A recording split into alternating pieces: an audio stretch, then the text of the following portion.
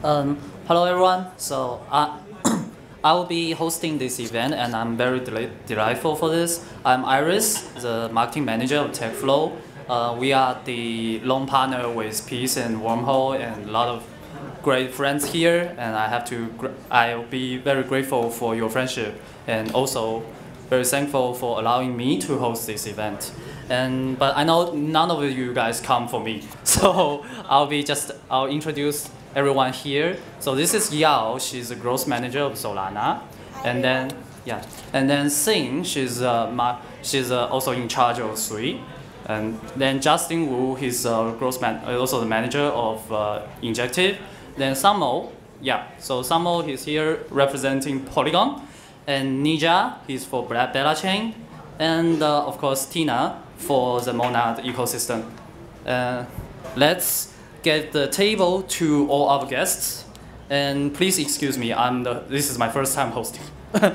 I'll come to the question directly. Hope it's fine. I just want to know, with the rise of modularity and the IaaS, we knew the layer 1 and layer 2 performance is increasing nowadays. So I just want to know how our guests are thinking about, since the layer 2 is so big and so quick, like ape chain and all these kind of new concepts is coming, why we still need layer 1? Why is it still important? Like, we still need to see why layer 1 development is necessary in the whole crypto world. Yeah, thank you for asking this question. Obviously, like Solana is a layer 1, and layer 1 is very important because the logic is very simple. Users and the developers, they're always looking for a simple solution to deploy their apps, or to get interact with the blockchain.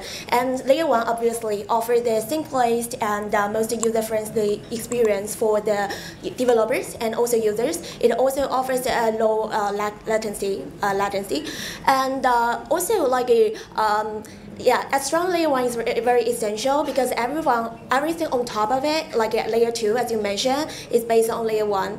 And it's like if the layer 1 is not strong, then everything based on that is gonna be like weak as well.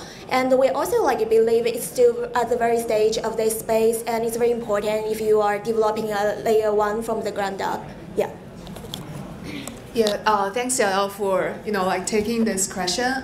Just to follow up, I think layer 1 really matters in this cycle because we really need highly performant blockchains. So basically, if we look at the last cycle, why suddenly the emergence of layer 2 blockchains on top of Ethereum, that was because during last cycle in 2021, we definitely saw that Ethereum actually faced a lot of challenges, including really high gas fees, and very long confirmation time, as well as very low TPS, and with the dream on embracing the mass adoption for our whole industry, and with the expectation that more Web2 users will come into the industry, we'll definitely need a much more highly performant blockchain.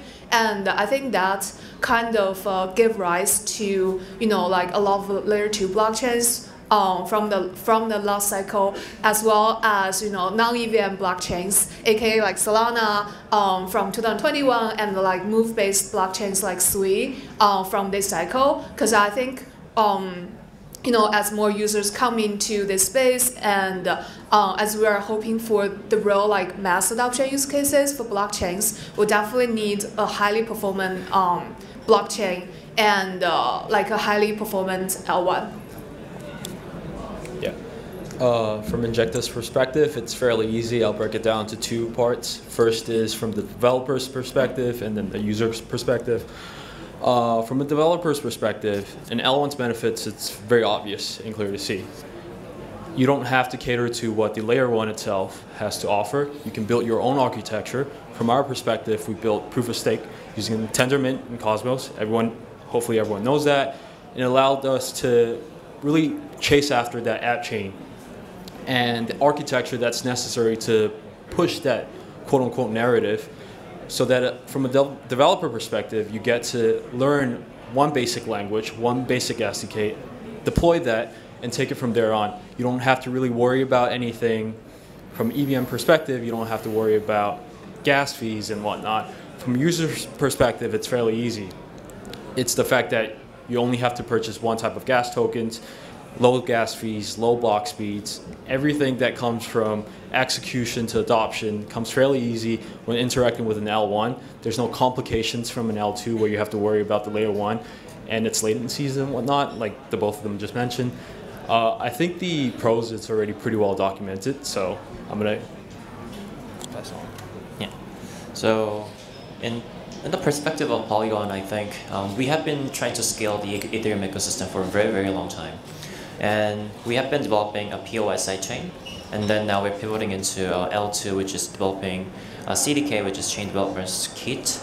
And I think that gives a lot of importance to L1, because the very reason that we exist is because we believe that specific L1 will succeed, and we want that to be scaled.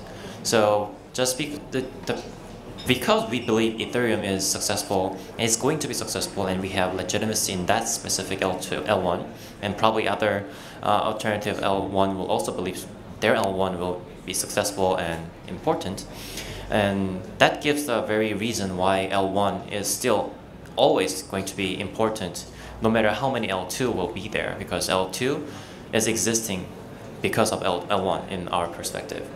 And also, there are many L1s and L2 competition and discussions, but what I think of L1 is like a ground, and L2, you can build a building on top of those. So there can be many different kind of grounds where you can build your buildings and houses.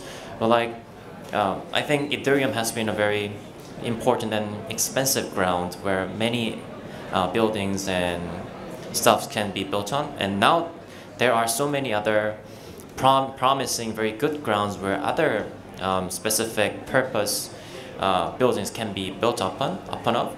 So I think that will be very important as well. So I think it's always about like collaborating together and growing together, not about competing each other, because we already have this very small industry, although we are growing really fast. But in order for us to grow all together and quickly, we should be able to see what we can do together and like, you know, not competing, but like collaborating together. All right, Ruby. So first, L1 and L2s are not competitors.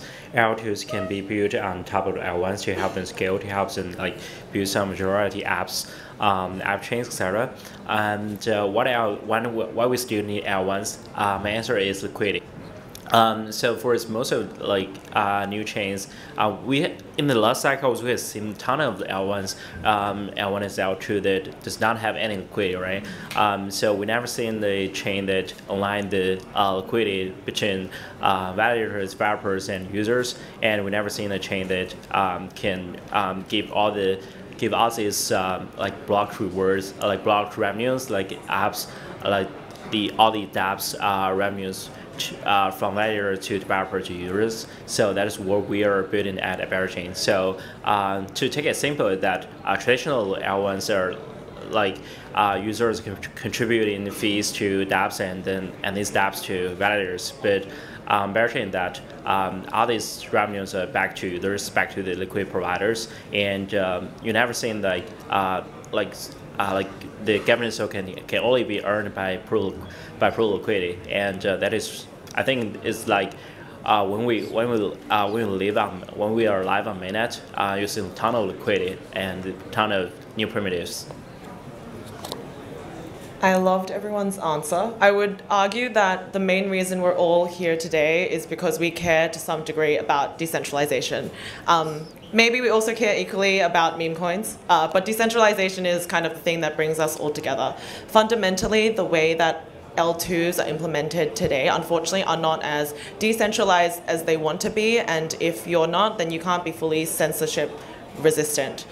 So that's one reason. The second reason really comes down to why Monad is an L1 and not an L2. Monad is essentially looking at the way the EVM is built today, studying what the core bottlenecks are and rebuilding that from the ground up. We can't do that as an L2. We can only do that as an L1. So super excited to make that possible with the implementations we're building through pipelining and also rebuilding our own custom state database. That's impressive for all guests. They basically answers the fundamental question that L1 is here prepared for the developers and all of us for providing a better environment. At least it's a base environment for us to be here. And my second question goes to three very high performance eco, which is Solana, Sui, and Injective. Like we all knew you three are crazy famous for your speed and basically, in our words, high performance. However, could you share other advantages of your basically your eco, like except your high speed? Yeah. We can start from Solana, and so Yao, please. Okay, thank you for this question. Yeah, we are famous for being light speed, but at the same time, we also have the parallelization and the local fee market to allow users to transfer like 1,000 of TPS while still being accessible for everyone. Apart from that, we are investing heavily on the multiple validated clients. For example, we are working with Jump Crypto on the Fire Dancer when that's like fully deployed. Solana, like the efficiency and scalability will go to next level, and hopefully we can get Fire Dancer deployed later this year. And we also have team like Jito. They are working to improving the MEV of Solana. And we have one innovation that we're really proud of. It's called state compression, and I believe Lily already shared a little bit about it. It's a technology that allows users or the developers to mint 1 million NFT with just 100 or about around like $200 US. That's only possible on Solana. And also apart from that, we also have token extension, and we have some like some platform from the Helios. They're working to improving the developer experience on Solana. We believe only we're providing the best user experience and developer experience that allows developers to stay and also allows more users to come to the blockchain. Yeah. Thanks, Yao, for your passionate insight about Solana. And friends, now it's time to share Sui. Yeah. So I think there are two aspects about why Sui grows so fast over the past year. So the first of all is about Sui's technology, and there are a couple of aspects under this. So first of all, Sui is built with Move language. That was a language that our team back at FaceTime spent 5 years invented from scratch. And it's a super secure and a super efficient language. And the second thing, why Sui could reach tested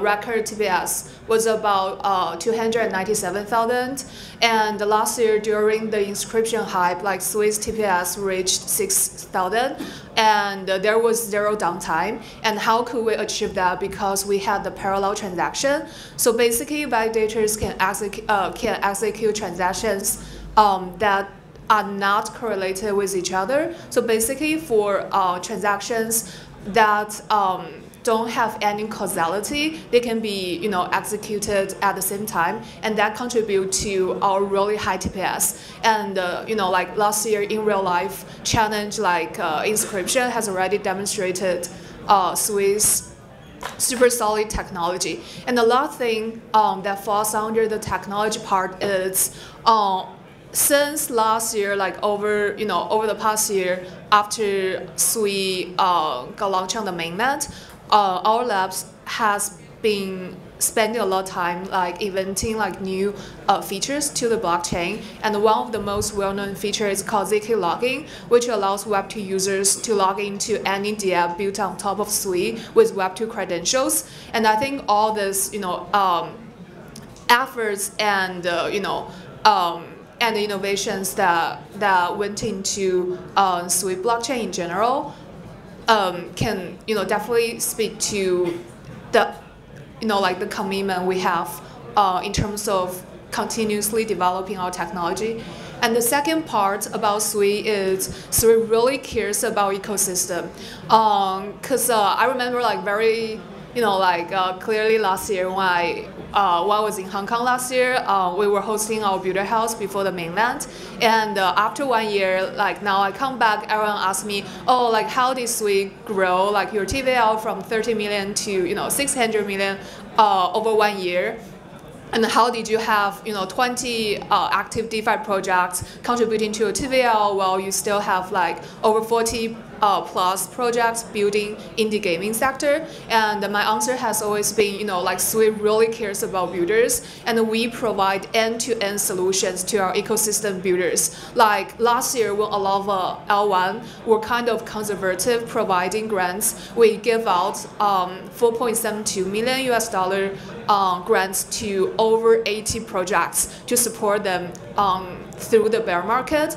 And plus, besides grants and investment, this kind of funding support, we also offer end-to-end support, including like growth initiatives, marketing support, technical support, to make sure that all the builders on Sui can have an equal chance of success.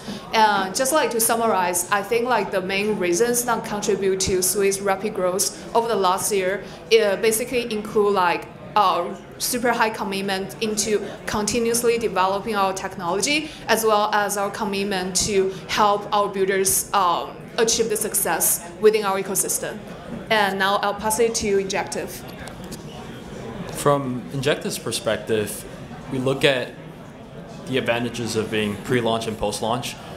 So it's equally important for us to have the infrastructure in place pre-launch and the support system post-launch for developers and users to actually keep on engaging with Injective. What we've done is we've launched a three-part answer to your question. Number one is a shared liquidity layer. What Neza was touching on the previous question, from L1's perspective, liquidity is of the utmost importance, because you need liquidity in order to funnel almost every single transaction from a DeFi perspective. So when we first started off this app chain adventure almost 2.5 years ago, we really set forth onto how can we make apps not have to worry about liquidity on the first day that they deploy. They don't have to partner with market makers. They don't have to partner with whales in order to gain this liquidity. And what we've done essentially is we've integrated with close to 40 market makers over the last 2 years to ensure that there's an on-chain order book for everyone to integrate with. From a dApps perspective, you could be a DEX integrating with our quote-unquote the exchange module. What you'll essentially get is you get instant liquidity, instant access to this liquidity that has basically facilitated over 30 billion in terms of trading volume in the last 2 years. And the second answer to your question is we have these things called plug-and-play modules that developers are able to gain access to. So you have the exchange module that I touched on that allows you to tap into the liquidity. You have the binary options module that's fairly obvious and intuitive. You can use it to, let's say, do one-tap trading. Is this coin going to go up? Is this coin going to go down? These are things that you can do. And obviously last year, something that was very, very popular was the RWA narrative. So at the start of this year, in our mainnet upgrade in January, we released something called the permissions module, something that will allow you to launch real-world assets on Injective fairly easily. The idea behind all these modules is that you can plug and play them, you can borrow them, deploy it, fork it, and launch your own dApp within a matter of days. If not, typically it would require you months, if not years, to go through that whole cycle where you have to audit, you have to build the back end, you have to build the front end. It's a whole process that we really wanted to make it easy for our developer. And the last answer I have is we're really looking into how we can expand our reach, not just in Cosmos, but with Solana and with EVM perspective, which is why last year we really wanted to launch rollups that's hyper-connected to Injective. We obviously had the help of Pyth. A month ago we launched an EVM, which is an EVM rollup with a built-in bridge supported by Hyperlane using layer 0 messaging. And what that has done is we're able to bring core features of Injective's mainnet over to a rollup chain, but at the same time bring the game to the home turf of these developers. For EVM perspectives, for Solidity dApps perspective, it's a huge process to come over from VM to Cosmos, because you have to rewrite your code from a Solidity-based smart contract language to a Rust-based smart contract language that's Cosmos WebAssembly. So instead of having to do that, we deployed this rollup so you can deploy your Solidity code base directly. You fork it, you deploy it, and then you get the benefits of Injective's main chain over time. So I think from our perspective, to answer your question, it's not just about the low gas fees, it's not just about the low block speeds, it's not just about gas compression and all this stuff. It's really about how you can play the long game.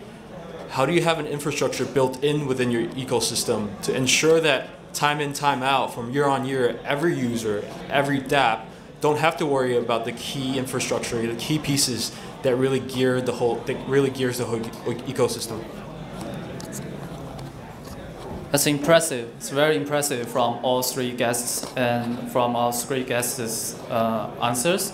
And I have other questions for the other three guests. It's regarding to we all know that Polygon has taken a very massive exchange of their previous strategy, and now they are very famous for their new technical architecture of updating.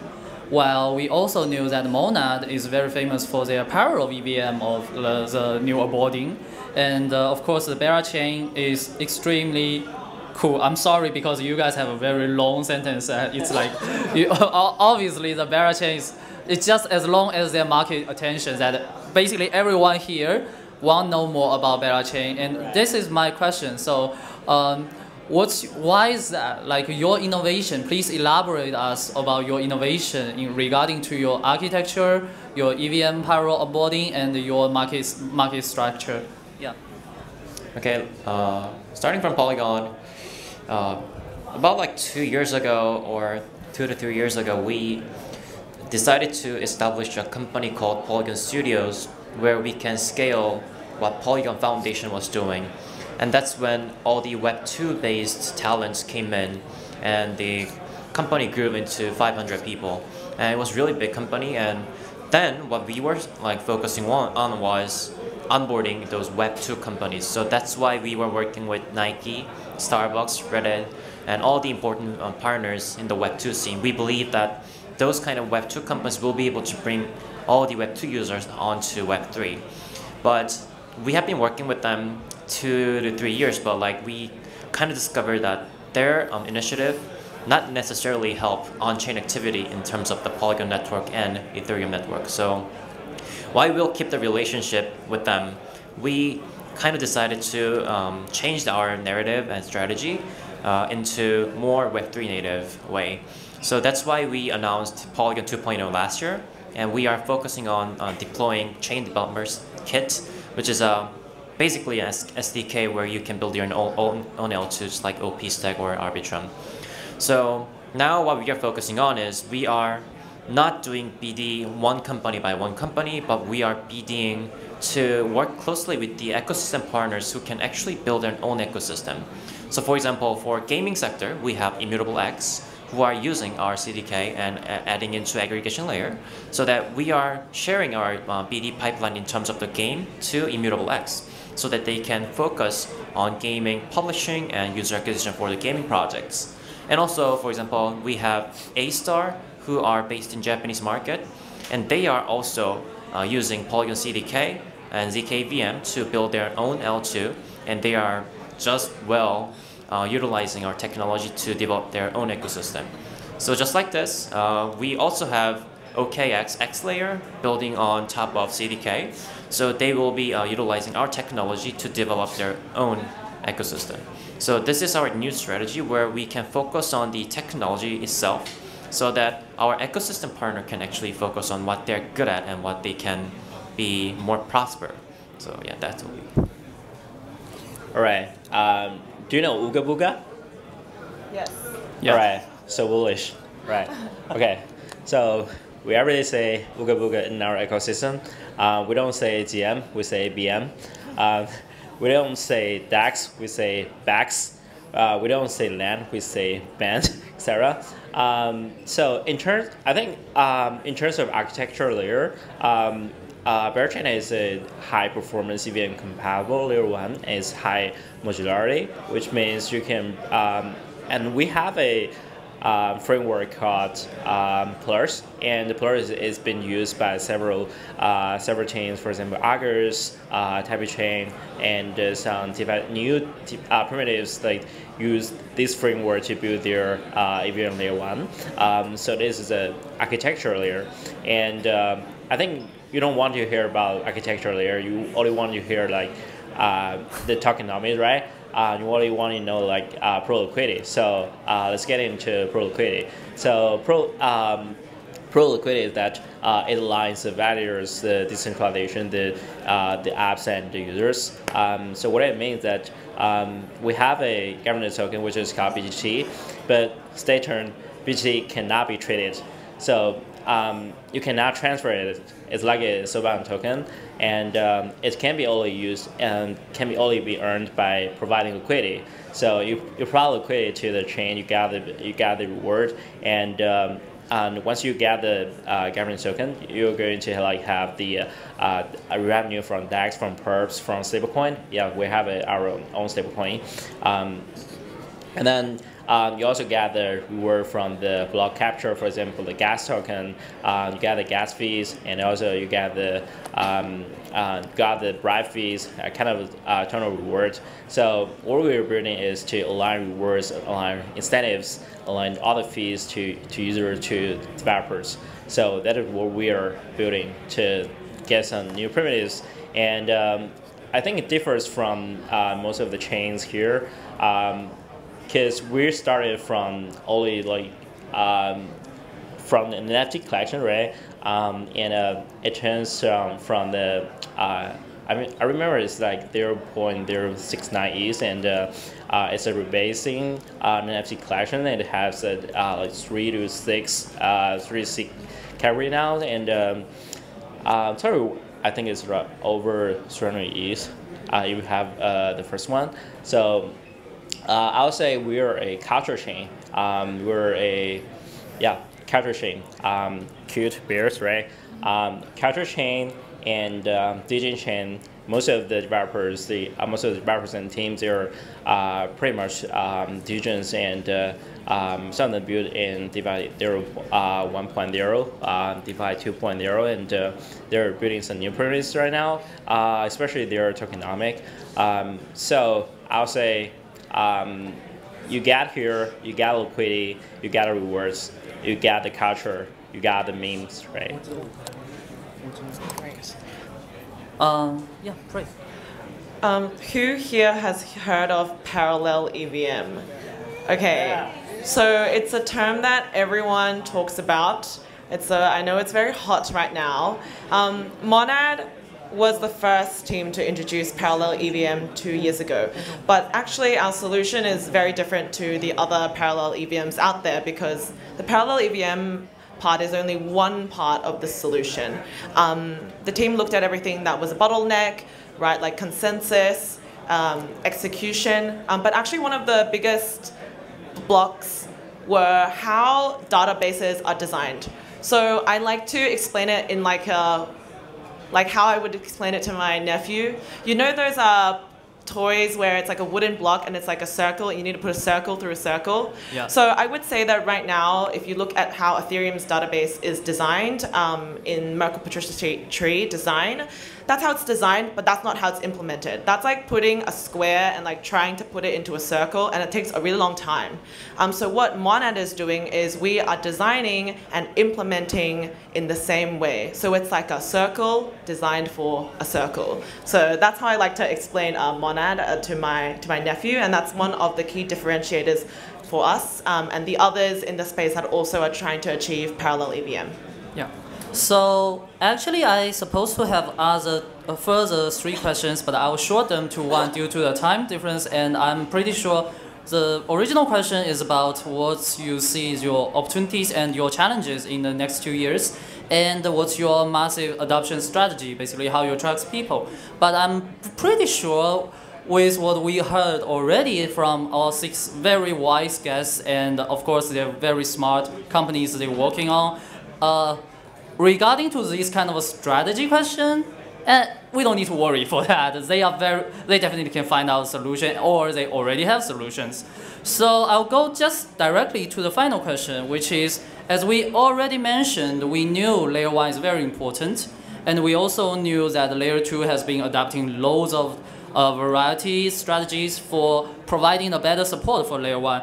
And we also want to know, like, as our host here, Wormhole, they've been doing flagrantly in terms of the interior probability. I hope I speak it right, and which is for cross-chain fixing and for more quicker adaptation for cross-chain functions. So I just want to know what's our guests thinking when they are choosing this kind of support regarding to the cross-chain interior probability, and what will you do, and what's your concern about it, and how you choose it? Yeah. Yeah, thank you for this question. And yeah, we choose Wormhole, of course. But yeah, for us, I think for the bridge, most important thing is like the simplicity and also the security. Because for any bridge, when you adding more chains, getting more like complicated for the user to use. But you keeping a good UX, user experience, and keeping it as simple as possible for user to start is highly important. And the second thing, also the top priority, is about the security. Because most of the hack happens during the at the bridge, and that's the most important thing that users are care about when they're using the bridge, is that safe. So I think for any bridge, you need to keep a good user experience to make your user to do the bridge as simple as possible, and at the same time to keep them feeling safe as much as possible. Yeah, I totally agree with what Yao just mentioned, because I think like Sui and Solana are in the same boat. Like since we're non-EVM, we're non-EVM L1, in contrast to like the rest of the guests here. So and speaking of that, I think like I do agree that first of all, user experience really matters, and second of all, like fund security really matters in terms of how we evaluate, like which cross-chain bridge or like which cross-chain infrastructure that we partner with. And speaking of this, I think within the space of promoting interoperability and from the perspective of cross-chain infrastructure, there still need to be a lot more to be done. So for instance, like currently if we transfer USDC or like USDT from EVM to non-EVM chains, it probably takes about 25 minutes. And this basically, I think we can definitely improve on the speed and the efficiency of this like transfer speed. And second of all, like in terms of like user fund. So currently, for instance, if a user wants to bridge USDT from EVM to Sui, there are like different wrap versions of USDC. So we definitely want to see like a more unification on like different versions of wrapped USDC from different ecosystems. I think we're very fortunate with Wormhole and our partnership with Wormhole for the past 2 years. From our perspective, it's very simple. As many source chains and destination chains, the better. So we want, as a layer 1, we obviously has many ways to funnel liquidity over to Injective as possible. And we've made that happen, obviously, with the support of the Wormhole team. We've done incalculable amounts of bridging from using the Wormhole messaging system.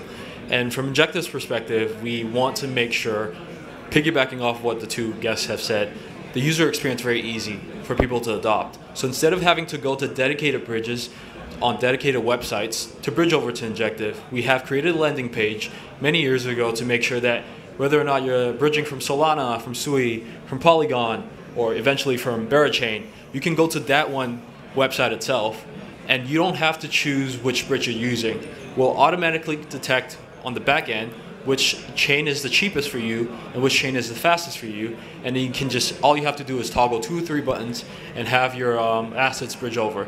So thank you very much to the Wormhole team for making this possible. And so yeah, I'll keep it short. So Polygon is also very focused on the collaborating, just like I mentioned before. So I think this cross-chain bridge and interoperability is really important for all of us. So that's why we are building the CDK, and in between we are also developing an interop layer in between that. And although those are for the CDK to CDK interoperability, but I think in the future, of course, we will be able to connect them to the other non-EVM or other ecosystem partners as well. So I think what Wormhole is doing is really important for all of us. So thank you for your work. All right, I'm not worried about it like multi-chain, and the future is multi-chain, and I think the most problem is that if we have the most security solutions like Wormhole, like there and some other teams working on. So if you're like align liquidity and align rewards and get your user to get rewarded and give them the best solutions, that's it. So that is where the pro liquidity is working out.